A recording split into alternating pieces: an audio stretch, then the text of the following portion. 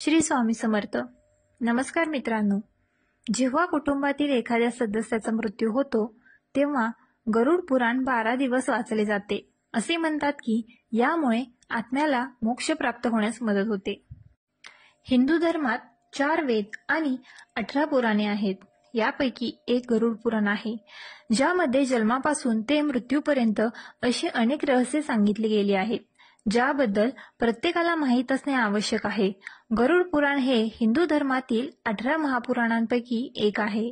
या ग्रंथात एकूण 19,000 श्लोक असून त्यापैकी 7,000 श्लोक लोकांच्या जीवनाशी संबंधित आहेत. त्यात नरक, स्वर्ग, रहस्य, नीती, धर्म आणि ज्ञान यांचा उल्लेख आहे. या ग्रंथांचे पठण केल्याने लोकांना ज्ञान, त्याग, तप, आत्मज्ञान आणि सद्गुणांचे ज्ञान होते. कुटुंबातील एखाद्याचा मृत्यू झाल्यास अंतिम संस्कारानंतर गरुड पुराण वाचले जाते. असे केल्याने मृत व्यक्तीच्या आत्म्याला जग सोडून तेथून दूर जाण्यास मदत होते असे म्हणतात. हिंदू धर्मात मृत्यूच्या वेळीही काही नियम पाळले जातात, ज्याचा उल्लेख गरुड पुराणातही आहे. यापैकी एक नियम असा आहे की मृत्यूनंतर मृतदेह एकटा ठेवू नये. जाणून घेऊया गरुड पुराणानुसार मृतदेहाला एकटे का सोडू नये. मृतदेह एकटा का सोडला जात नाही. गरुड पुराणानुसार मृत शरीराला मृत्यूनंतर एकटे सोडू नये. विशेषतः रात्रीच्या वेळी मृतदेह एकटे सोडल्यामुळे एखाद्याला समस्यांना सामोरे जावे लागू शकते, कारण रात्रीच्या वेळी वाईट आत्मे सक्रिय असतात आणि मृत व्यक्तीच्या शरीरात प्रवेश करू शकतात. यामुळे कुटुंबातील सदस्यांना त्रासाला सामोरे जावे लागू शकते. गरुड पुराणात असे सांगितले आहे की मृत व्यक्तीचा आत्मा अंत्यसंस्कार होईपर्यंत मृत्यूच्या जवळ राहतो आणि त्याच्या शरीरात प्रवेश परत येऊ इच्छितो, कारण मृत्यूनंतरही आत्मा शरीराशी जोडलेला असतो. त्यामुळे मृतदेह एकटा सोडला जात नाही. याशिवाय गरुड पुराणात दिलेल्या माहितीनुसार मृतदेह एकटा ठेवल्यास त्याभोवती मुंग्या किंवा किडे येण्याची भीती असते. म्हणूनच मृतदेह कधीच एकटा ठेवला जात नाही आणि कोणीतरी नेहमी मृतदेहाजवळ बसतो. असे म्हटले जाते की रात्रीच्या वेळी अधिक तांत्रिक विधी केले जातात आणि जर मृतदेह रात्री एकटा सोडला तर मृत्यू आत्म्याचा त्रास होऊ शकतो. त्यामुळे चुकूनही मृतदेहाला एकटे सोडू नये. गरुड पुराणानुसार मृत शरीरातून येणाऱ्या वासामुळे अनेक प्रकारचे जीवाणू वाढतात. या कारणास्तव कोणीतरी नेहमी मृतदेहाजवळ बसतो आणि तेथे अगरबत्ती किंवा कापूर जाळत असतो. मृत्यूनंतर आत्म्याला कोणत्या टप्प्यातून जावे लागते. हिंदू धर्मात गरुड पुराण अत्यंत महत्त्वाचा ग्रंथ समजला जातो. भगवान विष्णूंनी यात व्यक्तीच्या मृत्यूनंतर आत्म्याला कोणत्या टप्प्यातून जावे लागते याचे वर्णन सांगितले आहे. व्यक्तीला हयात असताना तसेच मृत्यूनंतरही त्याच्या कर्माची फळे भोगावी लागतात. हिंदू धर्मात पुराण आणि धर्मग्रंथांमध्ये अंत्यसंस्कारानंतरच्या आत्म्याचा प्रवास तपशीलवार वर्णन केलेला आहे. हा प्रवास व्यक्तीची कर्म, आयुष्यात केलेली चांगली वाईट कर्म आणि मृत्यूच्या वेळी मानसिक स्थिती यावर अवलंबून असते. मृत्यू म्हटलं की अनेकांना घाम फुटतो, अंगावर काटा उभा राहतो.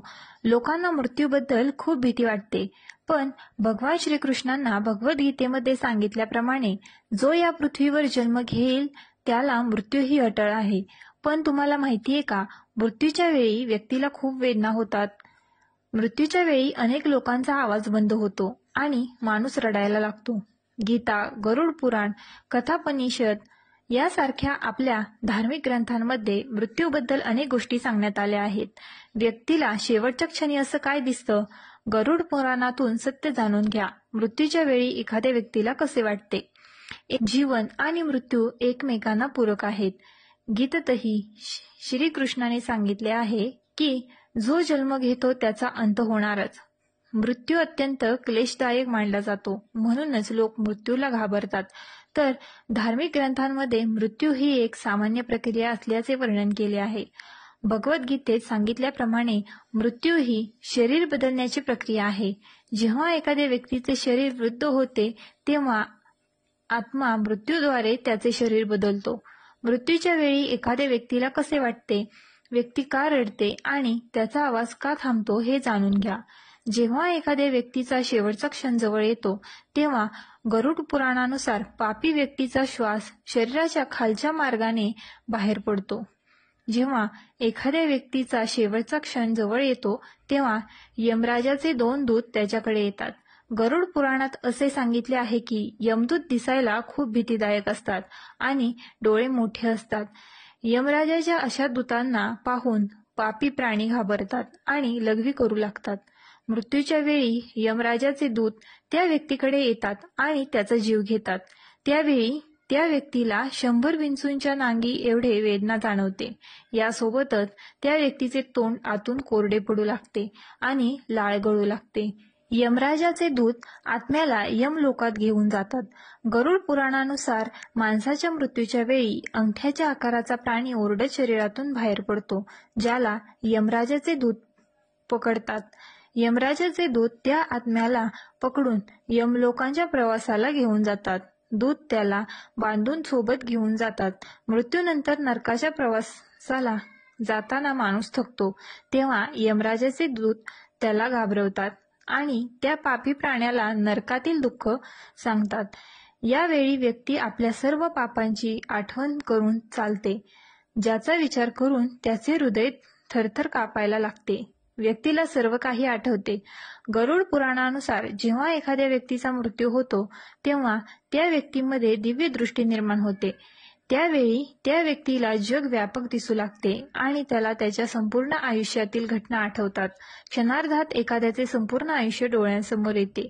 यानंतर तो त्याच्या नव्या आयुष्याचा प्रवास सुरू करतो. व्हिडिओ आवडल्यास आपल्या ग्लो मराठी चॅनलला लाईक, शेअर आणि सबस्क्राईब करायला विसरू नका. श्री स्वामी समर्थ.